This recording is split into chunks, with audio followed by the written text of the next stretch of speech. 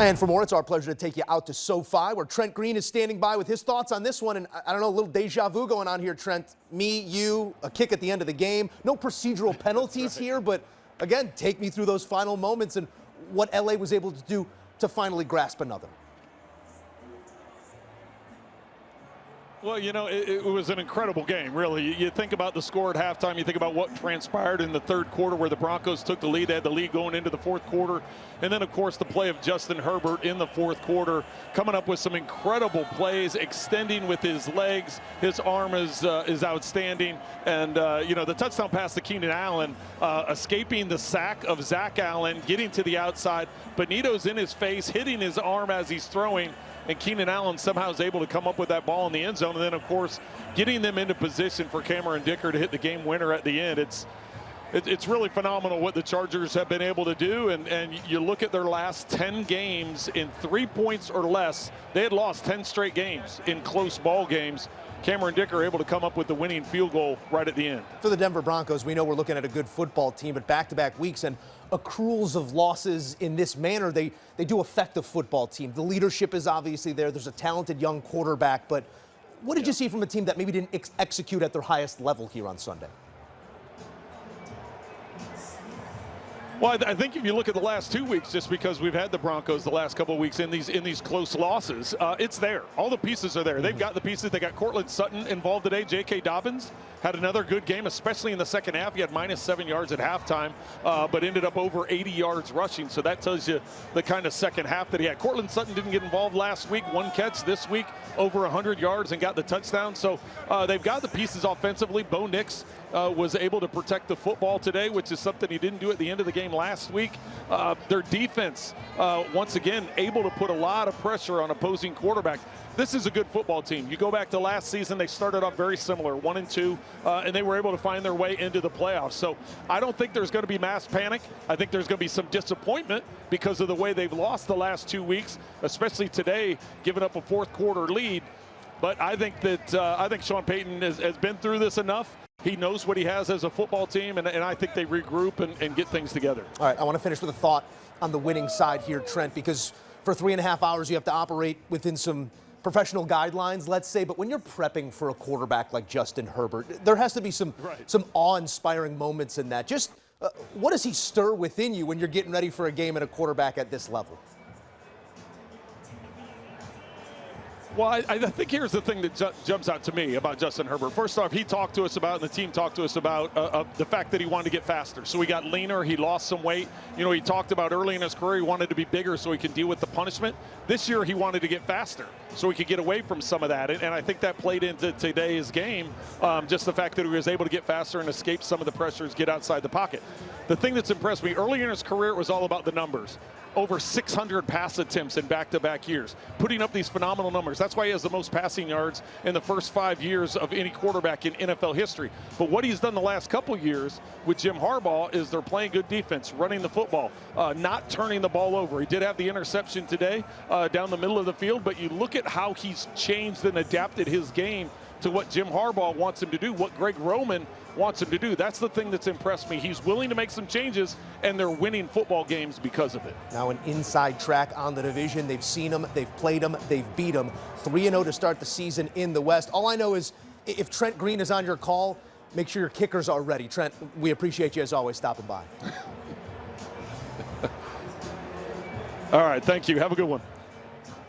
Another thriller here on Sunday as Trent Green puts a punctuation on another Chargers victory, 3-0. A start in division, 3-0, a start anywhere against any opponent, always welcome. And when Justin Herbert's going like this, you got a team with eyes for the top. Back in studio with the guys here to delve a little deeper. We hear our friend Trent Green from the booth outline some of what he saw in this game. JJ, I'm interested here. It's the first 3-0 start for LA since 2002. We make a big deal preseason about year 2 Harbaugh. Yep. Where are you seeing that reality reflected for a quarterback and a team that's firing on all cylinders? There are a handful of coaches who will win you more games than what your talent dictates. Harbaugh's one of them, right? I don't think there's any doubt about it. You look at this wide receiver group that the Chargers have. What were we talking about all preseason about how much, who's he throwing to, right? They go out there and they sign Keenan still got it, Allen. They're running the football. They have Amari and Hampton. They lost Najee Harris to an Achilles. He will be done for the year, and that will be official at some point, but we all saw it. But what this Chargers team on offense has been able to do has been impressive. The defense has been even more impressive, though. They've allowed, through 3 games, just 4 touchdown drives, and Patrick Mahomes had 2 of them. Bo Nix had 2 earlier today. But when you look at what Denver did, they went 2 of 13 on 3rd downs today. They had 6 3-and-outs against a Chargers defense that no longer has Bosa and doesn't have Khalil Mack for today and for the next 3 games at the very least. This is remarkably incredible what the Chargers team wins. And yes, Justin Herbert is that dude with 300 passing yards yet again, right? And he's going to get the headlines. But in terms of team wins, I don't know that any team is putting together wins better than the LA Chargers. Coach Harbaugh is the most consistent coach in football. Doesn't matter what level. And what I mean when I say that, every place he's been, you get the same results in terms of wins and losses, in terms of production at the quarterback position. Every stop he's been. And I think we have to really expect to see this from him. Going back to his San Francisco days when he's with Colin. When you look at going to the collegiate ranks and looking at what he did with J.J. McCarthy. Going back to Stanford. Going back to Stanford. San Diego. Year 2 in San Diego.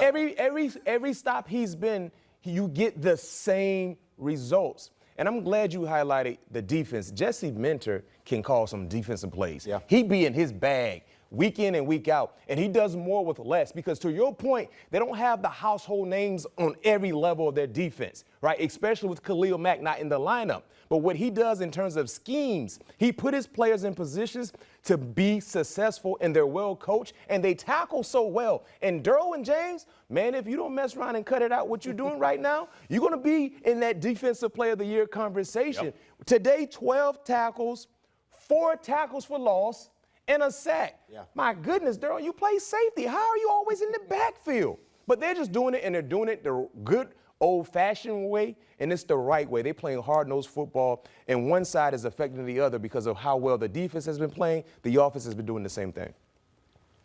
We talked a little bit about game managers.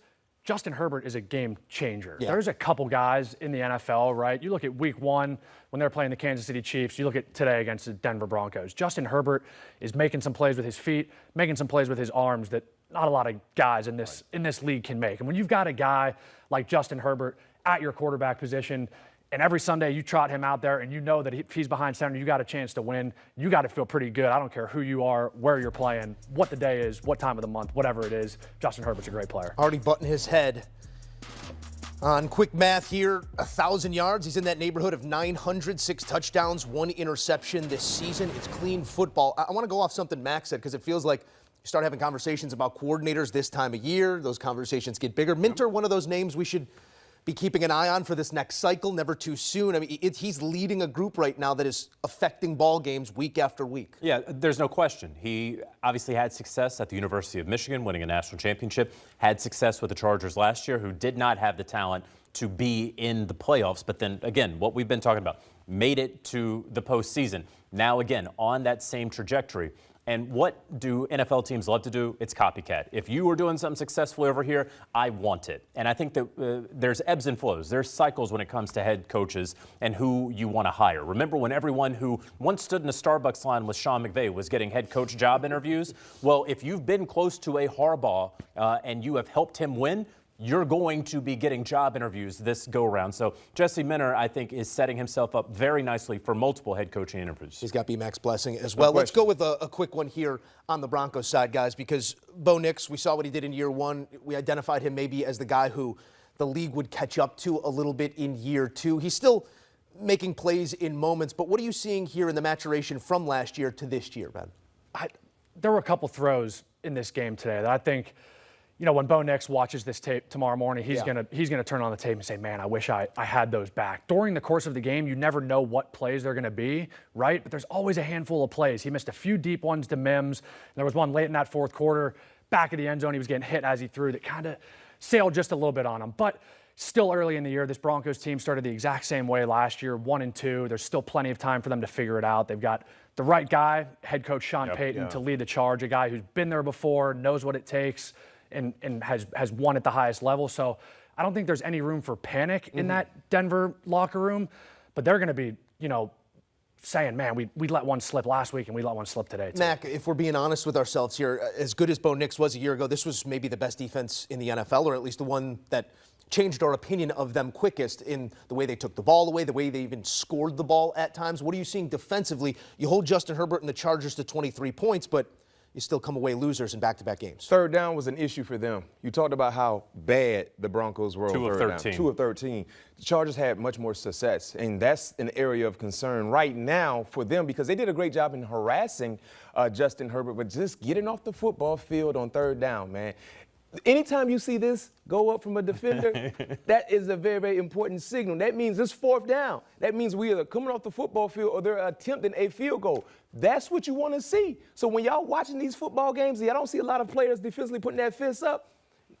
Something is not going right. So they got to find a way to get off the football field on third down and win first and second down, so they're not in a manageable third down situation like they were today. You talked about something, Ben, with Bo Nix. There were 3 critical moments in terms of splash plays that he missed out on. Yeah. He's been overthrowing the deep shot. And these guys today, they were wide open. I mean, it was a few incidents where they were 3 or 4 yards in front of the nearest defender, and he's just overshooting them with the pass. He got to relax and just kind of get that touch going because those can be the difference in you completing those plays when you talk about winning and losing ball games. And today, it kind of hurt them. Winning structure in place for a quarterback and a team to get right, but back-to-back weeks with heartbreaking losses at the buzzer for Denver. Some numbers out of this one as we detail in detail these last 2 weeks. Against the Colts, remember there was the missed kick from 60-some that was moved up to 45 after the leveraging penalty, and then a week later, a different situation, but the same result, a loss at the Horn for Denver.